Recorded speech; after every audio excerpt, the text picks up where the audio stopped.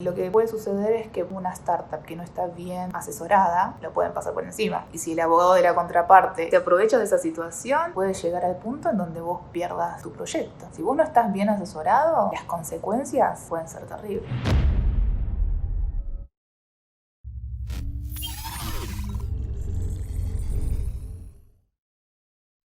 Nuestra invitada esta semana es especialista en Derecho de Finanzas Corporativas. Durante más de 3 años trabajó en Marval O'Farrell y Mayral, uno de los estudios jurídicos más destacados en Argentina. Se recibió como abogada en la Universidad de Buenos Aires y dio clases como asistente en esta institución. Entre 2019 y 2020 realizó su máster de Derecho en Finanzas Corporativas en la Universidad de Chicago. Vamos a charlar sobre sus desafíos personales, cómo logró sus objetivos y conceptos interesantes sobre el derecho. Con nosotros, Diana Zook.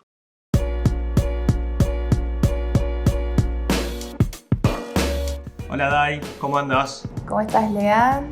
Sí, Dai, para empezar, te quería preguntar un poco sobre tu experiencia allá en cuarentena, que te tocó justo este año, en una situación rara. ¿Cómo fue tu experiencia ahora haciendo la maestría con tus compañeros? Bueno, creo que todos los que nos recibimos en este 2020 la sufrimos. Yo por suerte hice los primeros 2 trimestres in person, en presencial, y después el último me tocó hacerlo vía Zoom. Yo creo que la calidad no bajó nada. Muchos se preocupaban porque como iba a ser vía online, la exigencia no iba a ser la misma, que los profesores no le iban a poner en pila.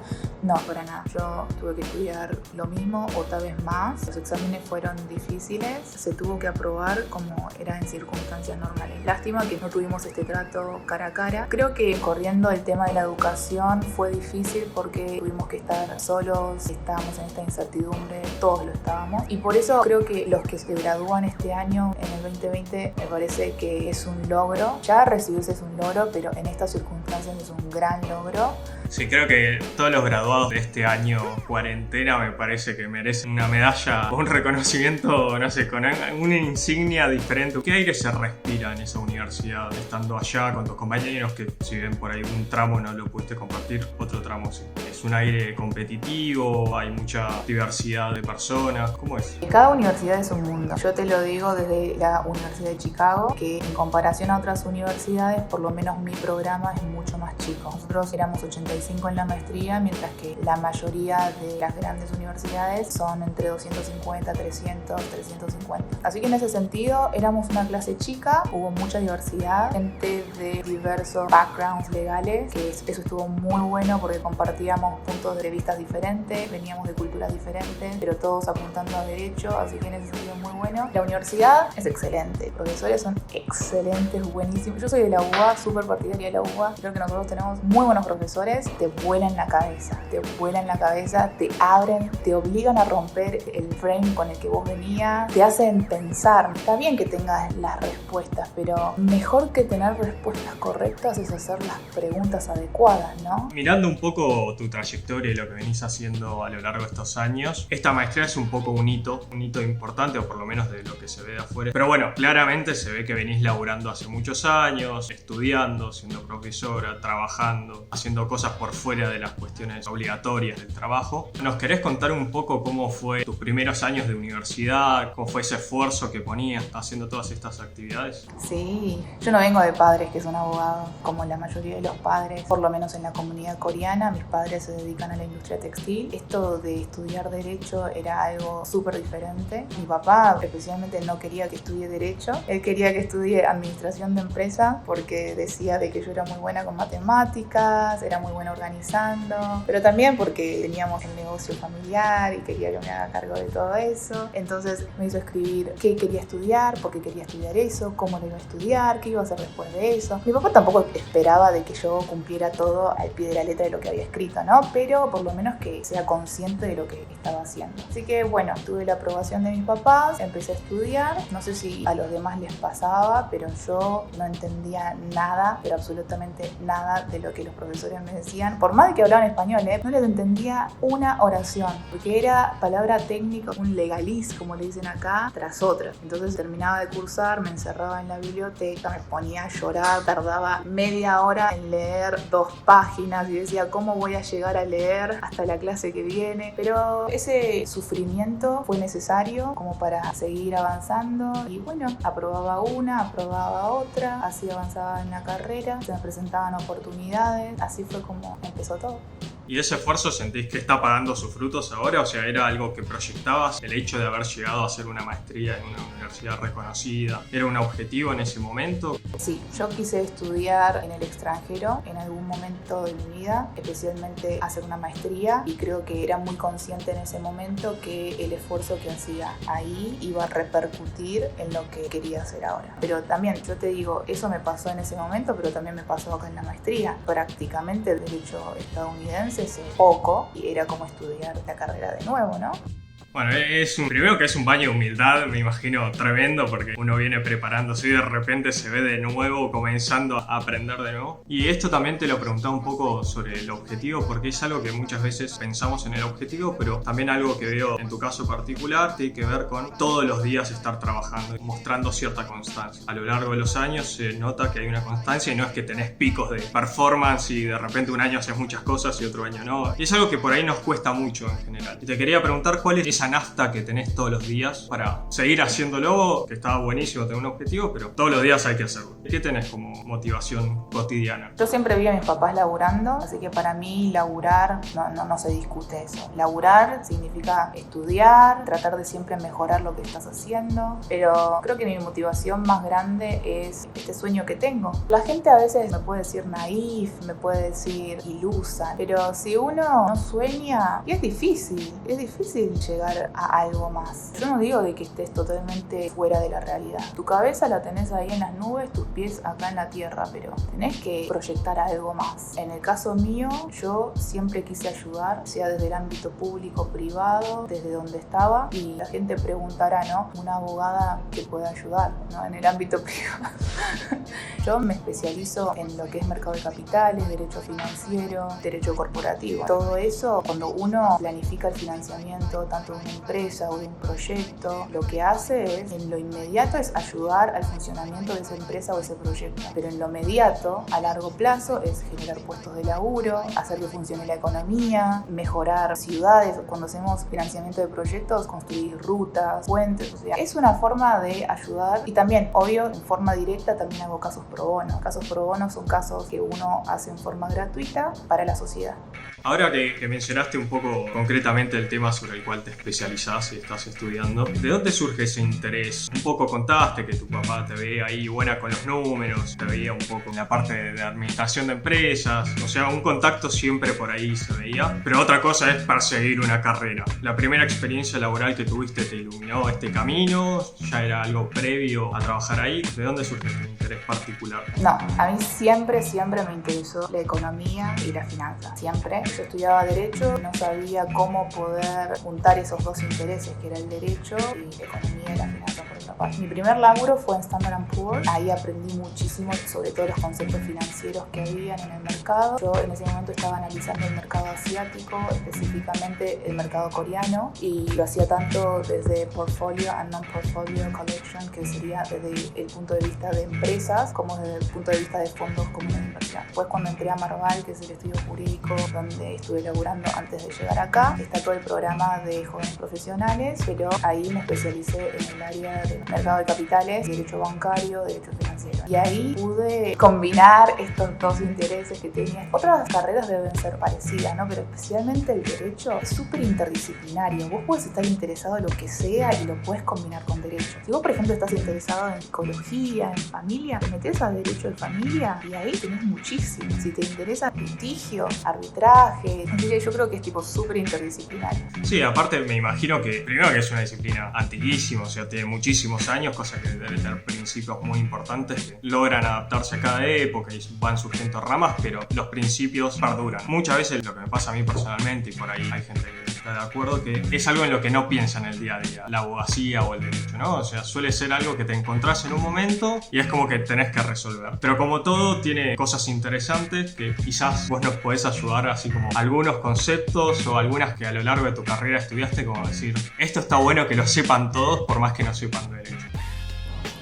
Hay tanto, hay tanto que decir. Yo igual me gustaría que la gente sepa que en derecho existen dos grandes ramas, por así decirlo, dos grandes áreas. Uno es el asesoramiento y el otro el área de los litigios. Y después en asesoramiento obvio que uno se divide, puede ser impuesto, financiero, laboral. Pero eso mismo también se puede ver en litigios, pero cuando me refiero a litigios es cuando uno tiene un caso, tiene una contraparte con el que existe un conflicto, tiene que solucionarlo. Puede ir a los tribunales comunes, al juez, o puede acudir a algún método alternativo de resolución de disputas, ¿no? Como es el arbitraje, la mediación. Estos dos serían las dos grandes áreas del derecho. Y yo estoy en asesoramiento, hago algo de litigios, pero principalmente me enfoco en asesoramiento. Dentro de todas esas millones de ramas, estoy en corporativo y específicamente financiero, que sería mercado de capitales, project finance, préstamos sindicados, venture capital, private equity. Bueno, tenés todo ahí, todo un submundo, ¿no? Y algo que es súper interesante es cómo financiar startups. No solo startups, sino cómo financiar. Porque uno tiene ideas, tiene planes, pero necesita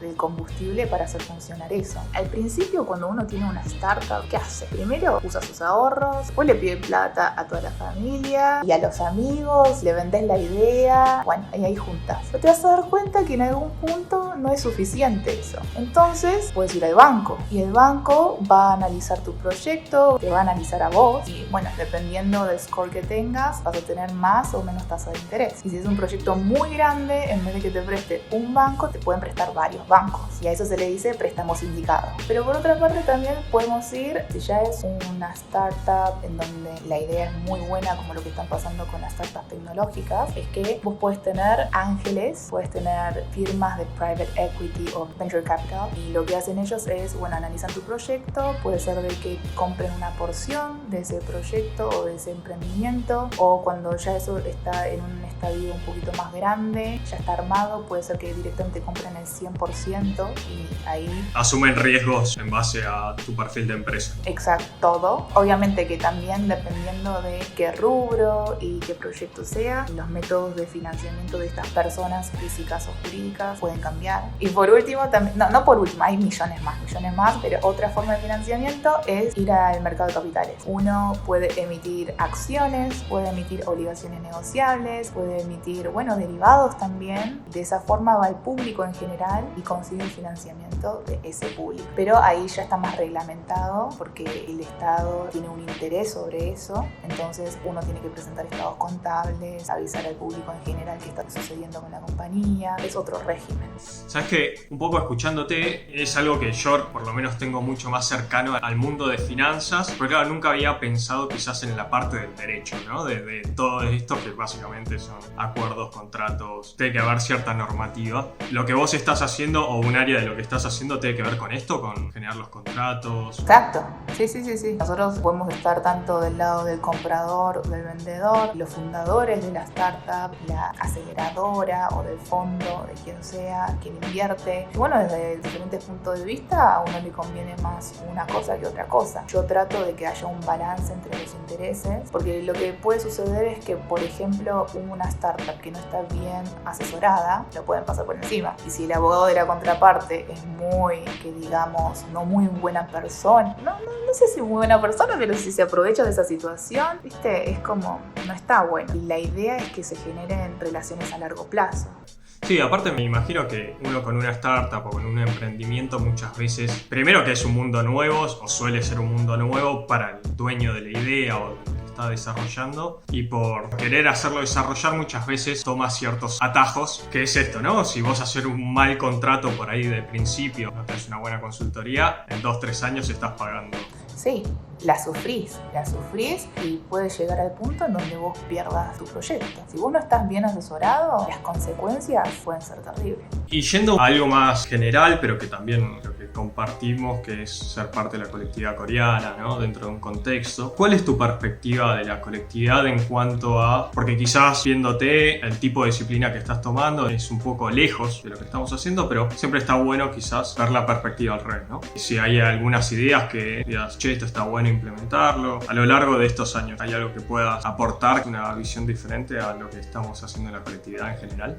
Yo, antes de venir acá, estuve participando en varias asociaciones. Entre ellas estuve en APCA, la Asociación de Profesionales Coreanos en Argentina, y la Asociación Coreana en Argentina, en donde en los dos fui parte del directorio. Creo que hay un gran avance en el sentido de concientizar, ponerle importancia a los jóvenes, a abrir la comunidad, no solamente cerrarnos para nuestro beneficio, sino abrirnos hacia la sociedad argentina, en el sentido también de profesionalizarnos. Y con profesionalizarnos no me refiero solamente a hacer una carrera profesional en la universidad. Con profesionalizar me refiero de si vos tenés un comercio, si vos tenés un proyecto, un emprendimiento, estudiarlo, tratar de hablar con personas, mejorar lo que estás haciendo. La comunidad coreana está haciendo un muy buen trabajo en ese sentido. Estaría bueno que más jóvenes se interesen. Creo que hay un buen número, pero podría mejorar mucho más en ese sentido. Yo creo que vamos para buen camino. Hay que seguir apostando en los jóvenes. Estoy súper agradecida en la generación anterior, o sea, en la generación de mis papás, que asentaron las bases para que nosotros estemos y empecemos no desde -10, sino que por lo menos desde 0. Nos toca a nosotros ahora seguir mejorando esto, seguir abriéndonos y seguir siendo parte de la sociedad argentina. Ahora que mencionaste el esfuerzo de los padres y todas estas cuestiones, ahora que pasó un tiempo por ahí, tu familia, cuando al principio habías hecho este manifiesto, te ve ahora y, digamos, entienden quizás la decisión de ese momento, pero me imagino que a lo largo del tiempo por ahí era como,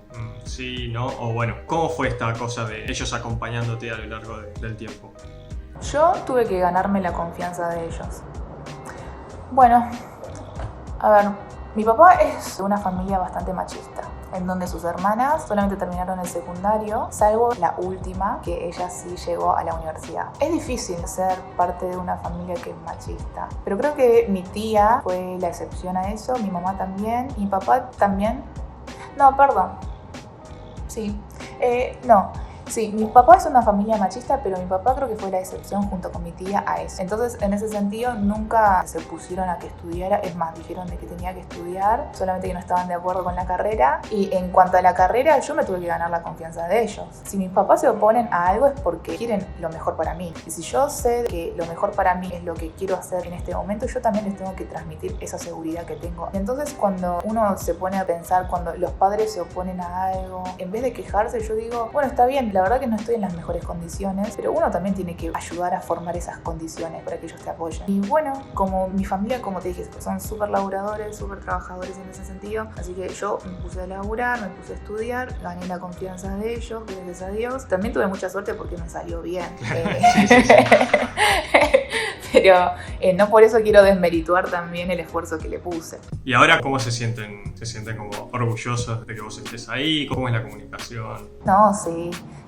Esto del coronavirus pegó mucho. La verdad es la primera vez para todos, ¿no?, que vivimos una pandemia y es difícil porque afecta la economía, los proyectos que uno tiene, los planes. Pero pese a ello, mis papás me recuerdan, mira, Dai, al principio nosotros no estábamos tan seguros de lo que vos estabas haciendo, pero la verdad que vos nos demostraste que estabas segura de tu decisión, trabajaste para eso y llegaste a lo que estás, en donde estás ahora. Es difícil lo que estás pasando ahora, pero no tenemos dudas de que vas a salir por adelante. Yo tampoco tengo dudas en eso. Yo me voy a esforzar para salir adelante. Me encantaría que también los que escuchan esto lo tengan eso bien en claro. Esto es súper pasajero. Esto no va a durar para siempre. Y la única diferencia que va a haber es quienes se prepararon durante este tiempo y quienes no lo hicieron. Sí, esta cuarentena nos pega a todos. El COVID nos pegó a todos por igual. Pero vas a ver que hay gente que sabe de que esto es pasajero, se esfuerza, no sé, toma cursos, habla con gente, lee libros, trata de mantener una mente positiva, hace ejercicios en casa. Yo no digo de que todos tenemos que hacer así, es difícil para todos. Si estás mal, está bien que estés mal,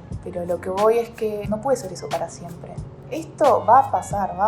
A mí que me agarra mucha ansiedad, estoy nerviosa porque ¿qué puede llegar a pasar mañana? Lo único que puedo hacer ahora es enfocarme en lo que tengo que hacer hoy. Y yo estoy segura, como me pasó hace 10 años, como me pasó hace 5 años, como me pasó el año pasado, que si yo me enfoco en lo que tengo que hacer ahora, las oportunidades se van a presentar. Y vas a estar muy preparado. Y voy a estar preparada para tomar esa oportunidad.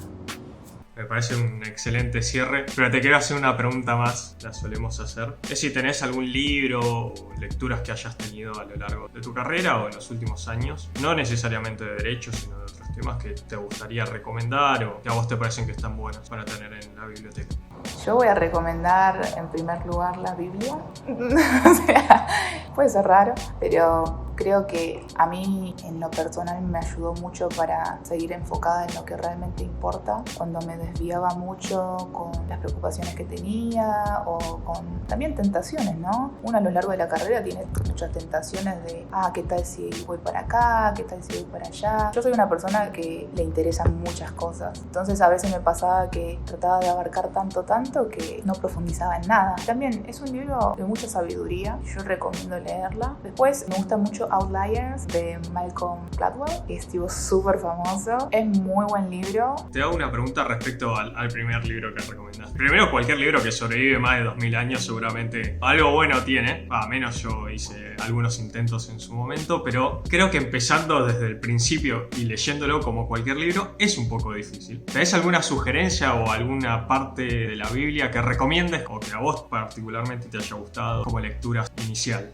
O sea, Génesis es interesante porque parecen historias, pero obviamente cuando llegas a números te querés pegar un tiro porque te dormís en los primeros 2 versículos. A mí me gusta mucho el libro de Proverbios, me parece un libro muy sabio y que toca muchos temas, desde el laburo, cómo ser mujer, cómo es estar en familia, en lo social también. Después Nuevo Testamento, la Biblia en sí en general está muy bien todo, pero si te cuesta mucho, podrías empezar por el Nuevo Testamento, que habla también en parábolas, es un poquito más fácil de entender, son historias más concretas. ¿Te queda algún otro libro para recomendar? Sí, tengo The Best Advices of Ma Yuan, es de Wang Jing, es del 2014, es un libro medio viejo, es el fundador de Alibaba. Él da muchas charlas para jóvenes y escribe libros con relación a recomendaciones a los que están en sus 20, 30. Habla mucho sobre su experiencia. Los que quieren empezar una startup, se los súper recomiendo. Después los libros de Yuval Harari me parecen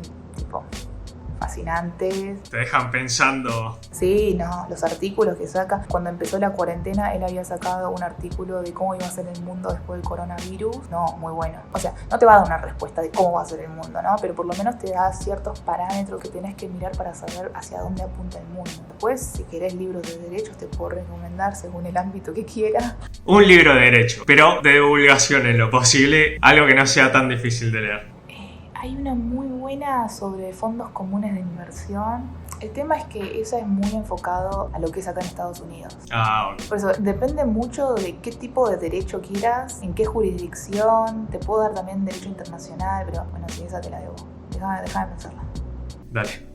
Eso vamos a pedirle a la gente que si tiene alguna consulta de alguna rama de derecho nos mande un mail, nosotros se lo comunicamos a Dai y nos tira su tip.